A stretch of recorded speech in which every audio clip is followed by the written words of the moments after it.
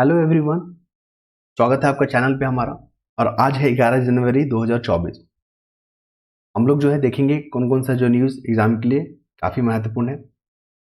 सबसे पहले देख लीजिए यहाँ पे राम मंदिर जो प्राण प्रतिष्ठा होने वाला है 22 जनवरी को पूरे देश में। वहाँ पे कांग्रेस के जो महत्वपूर्ण नेता हैं उनको जो इन्विटेशन दिया गया था और उन्होंने इस इन्विटेशन को ठुकरा दिया है कि नहीं, हम नहीं आ पाएंगे। तो ये इस न्यूज़ को देख सकते हैं। फिर बात करेंगे हम लोग ईडी धन शोधन। देखिए जो जम्मू कश्मीर में जो एक नेता है अब्दुल्ला फारूक, उस पर जो ईडी का जो है समन जारी किया गया है। उनको जांच के लिए, उन पर पूछताछ के लिए बुलाया जाएगा अभी। अब्दुल्ला फारूक ये अलगाववादी जो नेता हैं जम्मू कश्मीर के। फिर बात करेंगे हम लोग आज जो है ना, देखिए ये लोग कोटेशन काफ़ी महत्वपूर्ण है हमारे जो है पूर्व प्रधानमंत्री श्री लाल बहादुर शास्त्री जी का। मेरी समझ में प्रशासन का मूल विचार यह है कि समाज को एकजुट रखा जाए ताकि वह विकास कर सके और अपने लक्ष्यों की तरफ बढ़ सके। ये जो कोटेशन है ना, ये गुड गवर्नेंस वाला जो टॉपिक है, चाहे किसी भी एग्जाम में संबंधित हो, वहाँ पे आंसर राइटिंग कीजिएगा ना, तो सबसे पहला जो कोटेशन अगर आप ऊपर दे देते हो तो बाकी लोगों से 2 से 3 नंबर आपको अधिक मिलेगा। मेरी समझ में प्रशासन का मूल विचार यह है कि समाज को एकजुट रखा जाए ताकि वह विकास कर सके और अपने लक्ष्यों की ओर बढ़ सके। फिर इसके बाद देखेंगे, देखिए बांधवगढ़ अभ्यारण्य न्यूज में आ गया, इंपॉर्टेंट हो गया। वन डे एग्जाम के लिए तो काफी इंपॉर्टेंट हो गया कि बांधवगढ़ जो अभ्यारण्य है किस राज्य में है? मध्य प्रदेश।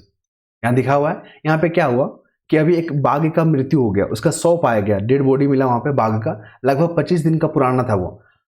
और यहाँ पे जो वन से जुड़े जो महत्वपूर्ण अधिकारी हैं, चाहे रेंजर हो गए, वार्डन हो गए, उन्होंने जो है इस पे जांच करेंगे, पोस्टमार्टम करेंगे बॉडी का और मृत्यु का कारण का पता लगाएंगे। हालांकि प्राइमा फेसी को देखते हुए यह बताया जा रहा है कि इनकी हत्या जो मतलब इसका जो मर्डर हुआ है वो बाघों के आपसी लड़ाई के कारण हुआ है। इसके बाद हम लोग अगले मुद्दे पे जाएंगे और यहाँ पे देखेंगे, देखिए भक्तों को राम मंदिर के लिए दर्शन कराएंगे व्हीप। व्हीप मतलब क्या होता है? विश्व हिंदू परिषद। यहाँ पे जो भी आरएसएस और विश्व हिंदू परिषद है, वो लोग क्या कर रहे हैं कि जो भी श्रद्धालुगण राम मंदिर में आ रहे हैं, अयोध्या में आएंगे, तो उनके आने जाने रहने में कोई दिक्कत का सामना ना करना पड़े, सहूलियत मिले। ठीक है, छोटी छोटी सुविधाओं पर ध्यान दिया जा रहा है ताकि हमारे श्रद्धालुगण जो भी भारत के नागरिक चाहे विदेशों से भी आ रहे हैं, उनको किसी भी प्रकार की दिक्कत का सामना ना करना पड़े। और अपील की गई है प्रधानमंत्री मोदी जी के द्वारा कि 22 जनवरी को जो है काफ़ी वहाँ पे लॉ एंड ऑर्डर का मेंटेन रहेगा। तो जो भी श्रद्धालुगण हैं वो 22 जनवरी के बाद भी आप लोग आते रहेंगे। ठीक है, क्योंकि उस दिन जो है प्रतिष्ठा को लेकर सारे लोगों को इन्विटेशन चला गया है। फिर हम लोग बात करेंगे एक जो है यहाँ पे आप देख सकते हो कि देखिए जो फ्लैट वगैरह में रहते हैं, जो दिखाते हैं शान शौकत के लोग रहने, वहाँ पे डिप्रेशन का मामला बहुत देखने को मिला है। उसी सिलसिले में एक न्यूज़ यहाँ पर छपा हुआ है कि 16वीं मंजिल से एक महिला और उसके बच्ची जो थी जो है छलांग लगा दिया है और उनकी मृत्यु हो गया है। और कारण बताया जा रहा है कि इनके जो हस्बैंड के साथ था, जो वहाँ पे डाइवोर्स को लेकर जो है बातचीत चल रहा था, बहुत परेशान थी महिला और उन्होंने अंतिम में जो है सुसाइड अटेम्प्ट कर ली और सुसाइड जो सक्सेसफुल हो गया। इसके बाद बात करेंगे अगला जो है एडिटोरियल पेज पे, जो काफ़ी महत्वपूर्ण है। देखिए यहाँ पे संवेदनहीनता की हद पार कर दी गई है। यहाँ पे गोवा में ना कहानी बता रहे क्या हुआ यहाँ पे कि गोवा में एक महिला जो है अपने बच्चों को लेकर गोवा घुमाने ले गई। ठीक है, ये चलो। और इसका भी जो है ना, ये जो है सीईओ है, जो महिला है ना, एक अच्छे खासे पोस्ट पे जो है तैनात थी। जो सूचना प्रौद्योगिकी जो कंपनी है, उनके जो है शीर्ष जो पद होते हैं, उच्चतम पद होते हैं, उस पर जो महिला थी। अब देखिए इनके द्वारा मतलब ये क्या हो रहा है, अपने बच्चे को जो है गले घोटकर उसकी मृत्यु कर दी और उसके शव को सूटकेस में रख के जो है अपने घर गई थी। पुलिस को शक हुआ, ये पहले होटल में स्टे की थी, तो होटल के कर्मचारी को शक हुआ, उसने पुलिस को इन्फॉर्म किया। पुलिस ने जो है फिर जो है इस महिला को पकड़ा उसकी जगह से और उसको अरेस्ट किया गया।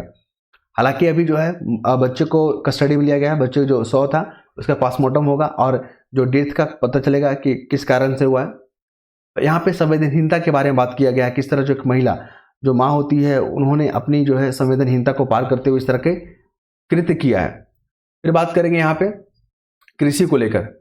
देखिए जब भारत हमारा आज़ाद हुआ था ना 1947 में, कब आज़ाद हुआ था? 1947 में। उस वक्त जो है जीडीपी में कृषि का जो योगदान था 60% था। वर्तमान में अब कितना है? 15%। तो यह क्या दिखा रहा है? कृषि के सामने क्या क्या चुनौतियां हैं वो बताएगा आपको। जिस तरह हमारा जो है कृषि का जो योगदान जीडीपी में घट रहा है, इसके पीछे कारण ये है कि हमारा जो औद्योगिकीकरण और शहरीकरण काफी तेजी से बढ़ा है, जिस कारण से लोग जो है मूव कर गए हैं यहाँ पे। ओके, इसके बाद बात किया जा रहा है, ये आर्टिकल हो गया। पहला क्या है कि 2050 तक जो है ना लगभग 10 अरब लोगों का घर होगा, मतलब आबादी बढ़ने का 2050 तक ना आबादी की संख्या जो 1.5 गुना बढ़ जाएगा।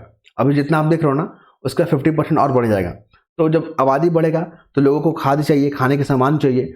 उसके लिए फिर क्या करेंगे, जो कृषि जो भूमि है उस पर दबाव पड़ेगा, कृषि भूमि को और बढ़ाना होगा, इसलिए जंगलों को काटा जाएगा। जंगलों को काटेंगे तो वहाँ पर डाइवर्सिटी को प्रॉब्लम होगा, डाइवर्सिटी हमारा खतरा में हो जाएगा।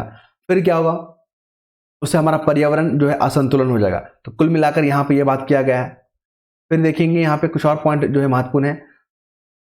तो एक दौर में हमने जो अपनी खाद्यान्न फसलों के लिए जो विदेशी, मतलब एक समय जब था जब हम अपने खाद्यान्न के लिए, अपनी जरूरतों के लिए दूसरे देशों पर निर्भर होते थे। लेकिन 1960 के दशक में जो हरित क्रांति आया, हरित क्रांति का जो हम लोग स्कीम चलाया, प्लान किया, उसे हम लोग जो है आत्मनिर्भर हो गया। ठीक है, अब यहाँ पे एक और देखने को मिलेगा, पर कैपिटा जो प्रोडक्शन है, जो पर हेक्टेयर जो प्रोडक्शन है, चाइना का अधिक है, भारत का कम है। याद रखिएगा, चाइना का जो है ना अधिक है, भारत का कम है पर हेक्टेयर प्रोडक्शन। चाइना का है 6.7 टन प्रति हेक्टेयर और भारत का है 2.89 टन लगभग। ये हो गया, 3 फैक्ट हो गया। और हम लोग देख लेते हैं यहाँ पे, देखिए कृषि क्षेत्र में जो सुस्त वृद्धि दर के लिए कई कारक जिम्मेदार हैं।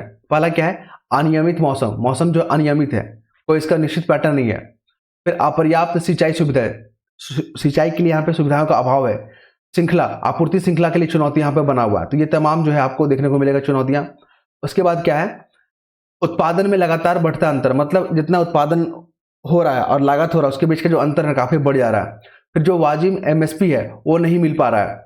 फिर किसानों का बढ़ता कर्ज, आत्महत्या, ये प्रमुख जिम्मेदार है। सरकार जो है तमाम दावों के बावजूद भी परिवहन, भंडारण सुविधाओं सहित अपर्याप्त बुनियादी ढांचे का और कृषि आपूर्ति श्रृंखला में एक बाधा बना हुआ है। चुनौतियों में परिवहन हो गया, भंडारण हो गया, इस सब का जो इंफ्रास्ट्रक्चर डेवलपमेंट नहीं हुआ है। फिर हम लोग बात करेंगे सरकार को क्या करना होगा। सरकार अपने बजटीय आवंटन में किसानों को प्राथमिकता देनी होगी, मतलब जो भी बजट बना रहा है सरकार उसमें किसान को यहाँ पे प्राथमिकता देना होगा और कृषि प्रसंस्करण को बढ़ावा देना होगा ताकि किसानों का आय बढ़ सके। कृषि के अंदर विविधीकरण मतलब डाइवर्सिफिकेशन पे भी जोर देना होगा और किसानों को अधिक कौशल बनाना होगा। फिर सिंचाई, भंडारण सुविधा और बाजार संपर्क सहित ग्रामीण बुनियादी ढांचे में निवेश, किसानों को सशक्त करना होगा, तब जाके जो है कृषि में डेवलपमेंट देखने को मिलेगा। तो कुल मिलाकर ये आर्टिकल आप पढ़ सकते हैं। इसके बाद हम बात करेंगे अगला जो आर्टिकल है, देखते हैं। देखिए एक यहाँ पे आपको काफी इंपॉर्टेंट है। देखिए आप डेली लाइफ में जितना बिजी रहते हैं, कभी कभी ये कोटेशन जो इसमें पैराग्राफ पढ़ना बहुत जरूरी होता है मन के शांति के लिए, कि आप जो कर रहे हो सही कर रहे हो, आप जो करेंगे वो सही कर रहे हो कि नहीं। ये सब जानने के लिए आपको जो ना ये आर्टिकल पढ़ना ही होगा। सफलता के लिए आत्मविश्वास का होना बहुत जरूरी है। यहाँ पे बात की गई है कि जहां पे मुश्किल स्थिति अगर आता है, अगर सिचुएशन ऑड हो, तो वहां पे सिचुएशन पे फोकस ना करके उसके समाधान पे बात करना चाहिए। सपोज कि आपके सामने चुनौती आ रहा है, तो आप चुनौतियों पे फोकस ना करें, उसके समाधान की ओर जो है आपको देखना होगा। ठीक है, दूसरों से ईर्ष्या नहीं करना होगा, क्योंकि ईर्ष्या करेंगे तो आपका माइंड जो है नेगेटिव सोचने लगता है। तो नेगेटिव सोचना नहीं है, हमें पॉजिटिव होके आत्मविश्वास के साथ अपने जो चुनौतियां हैं उस पर ध्यान ना देकर उसके समाधान पे बात करना है। क्लियर है? तो ये आर्टिकल आपको ये समझा सकता है। फिर बात करेंगे डीप इफेक्ट को लेकर। देखिए न्यूज में डीप इफेक्ट है ना, काफी न्यूज में। डीप इफेक्ट बेसिकली होता क्या है? डीप इफेक्ट मतलब जो वीडियो होता है, जो पिक्चर होता है, उसमें जो है मनचाहा बदलाव करके गलत सूचनाएं, गलत जो है खबरें फैलाना, ठीक है, लोगों के बारे में गलत चीज परोसना, ये क्या होता है? डीप इफेक्ट के अंतर्गत आता है। अभी हमारे पूर्व राष्ट्रपति जो कोविंद जी हैं, उन्होंने अभी एक दीक्षांत समारोह में इस बात को लेकर उठाए कि डीप इफेक्ट जो है ना अभी वर्तमान में काफी बहुत बड़ा जो है कंसर्न बना हुआ है भारत और पूरी दुनिया के लिए, क्योंकि इससे जुड़े जो है ना आपको तमाम घटनाएं देखने को मिला था। बॉलीवुड में देखने को मिला था कि वहां पर किस तरह जो है अभिनेत्री के फोटो के साथ छेड़छाड़ करके जो उनको गलत तरीके से जो है सोशल मीडिया में परोसा गया, जिससे जो है नेगेटिव इम्पैक्ट पड़ता है सोसाइटी में। और यहाँ पे बात की गई है टीआरपी है। टीआरपी मतलब फुल फॉर्म याद रखिएगा, television rating point. Television rating point होता है और जो पत्रकारिता से जुड़े लोग हैं उनसे जो है आग्रह किए हैं, अपील किए हैं कि आप लोग जो है सनसनीखेज जो है बनाकर सूचनाओं को ना प्रसारित करें, क्योंकि इससे क्या होता है, लोगों में क्या होता है, लोगों को पत्रकारिता में नुकसान होता है। तो यहाँ पे ये बात की गई, आप लोग देख सकते हैं। इसके बाद हम लोग अगले मुद्दे पर जाएंगे जो मैंने नोट करके रखा हुआ है, ये आपका ये रहा। देखिए हमें 2027 तक जो है ना, 2027-28 तक तीसरी सबसे बड़ी अर्थव्यवस्था बनना है। तो तीसरी अर्थव्यवस्था बनना है तो हमें क्या करना होगा, तीसरी अर्थव्यवस्था के लिए मतलब 30 लाख करोड़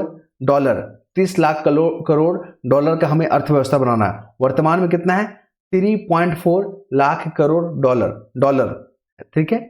तो हमें 30 लाख करोड़ डॉलर तक पहुंचना है, इसलिए हमें वृद्धि दर जो है ना 7.3 जो है मिनिमम रखना होगा। यहाँ पे ये बात की गई है। साथ में हम लोग जो क्या कर रहे हैं, हमारे देश में क्या हो रहा है, सेमीकंडक्टर का उत्पादन अब जो है घरेलू होगा, ठीक है, और इलेक्ट्रॉनिक जो व्हीकल है उसका बड़े पैमाने पर अपनाया जा रहा है। ऐसा क्यों हो पा रहा है, क्योंकि जो हमारा FDI जो नीति है, फॉरेन डायरेक्ट इन्वेस्टमेंट का जो नीति है, वो हमारा कारगर हो पा रहा है। क्लियर है। फिर बात करेंगे यहाँ पे एक और यहाँ पे महत्वपूर्ण देखने को होगा कि 2047 तक भारत को विकसित बनाना है, डेवलप करना है 2047 तक, आप इन्हें ध्यान में रखिएगा। और यहाँ पर देखने को मिलेगा समुद्री डाकू जो है ना, पायरेसी को लेकर काफी न्यूज में है। यहाँ पे क्या हो रहा है कि अरब सागर में, लाल सागर में जो है ना, जो यमन जो हुती जो समुदाय है उनके द्वारा जो है यहाँ पे हमला हो रहा है, और ये भारत के क्षेत्र में हो रहा है, ठीक है। भारत का जो है टेरिटोरिया जो है कहीं ना कहीं से लगता है। भारत यहाँ पे तत्परता के साथ जो है इस चुनौतियों से निपटने के लिए पूरा जोर, कोशिश या पूरा शक्ति लगा दिया है। आप यहाँ पे इंपॉर्टेंट यहाँ पे ये एग्जाम के लिए VVI बनेगा आपका कि दृष्टि 10 स्टार लाइनर क्या है न्यूज में, ये एक मानव रहित ड्रोन है, याद रखिएगा, ड्रोन है, ठीक है। दृष्टि 10 स्टार लाइनर जो समुद्री डाकुओं के जो इरादे हैं उसको कम करने के लिए यहाँ पे अपनाया गया है। फिर यहाँ पे बात करेंगे, सुप्रीम कोर्ट ने पुलिस वालों को भेजा अवमानना का नोटिस। देखिए सुप्रीम कोर्ट जो है ना, अनुच्छेद 129 संविधान के 129 के तहत इनको पावर दिया गया है कि अपने जो है अवमानना, कोर्ट के अवमानना के लिए लोगों को सजा दे सकते हैं, और उनका जो स्टेटमेंट होता है, जो डिसीजन दे देते हैं ना, उसको जो है साक्ष्य के रूप में प्रस्तुत किया जा सकता है। तो इसी को लेकर ये आर्टिकल दिया गया, आर्टिकल 129 याद रखिएगा, संविधान से जुड़ा हुआ है। फिर बात करेंगे हम लोग ग्रीन हाइड्रोजन को लेकर। ग्रीन हाइड्रोजन जो है ना, हमें एनर्जी चाहिए, भारत को एनर्जी चाहिए ना, तो ग्रीन हाइड्रोजन के माध्यम से जो है हमें ऊर्जा मिलेगा। इसमें क्या मिलेगा, ग्रीन हाइड्रोजन के माध्यम से केवल उर्वरक, रसायन, रिफाइनिंग, लोहा जैसे क्षेत्रों को ऊर्जा प्रदान कर सकता है, और कोयले जैसे जो जीवाश्म ईंधन है उसकी तुलना में कम उत्सर्जन जो ये करता है। तो हमें कार्बन को उत्सर्जन में कमी में आपका ग्रीन हाइड्रोजन काफी महत्वपूर्ण रोल करेगा।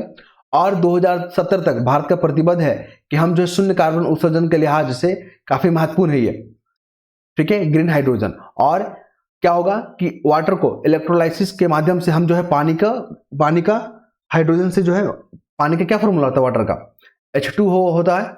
यहाँ पे H+ और OH- में हम ब्रेक करेंगे इलेक्ट्रोलाइसिस प्रोसेस के माध्यम से, और यहाँ से हाइड्रोजन हमें मिल जाएगा। तो ये सब प्रोसेस जो है ना ग्रीन एनर्जी के साथ करेंगे, जैसे रिन्यूएबल एनर्जी, सनलाइट आ रहा है ना, उसकी ऊर्जा को यूज करेंगे हम लोग इसको तोड़ने के लिए।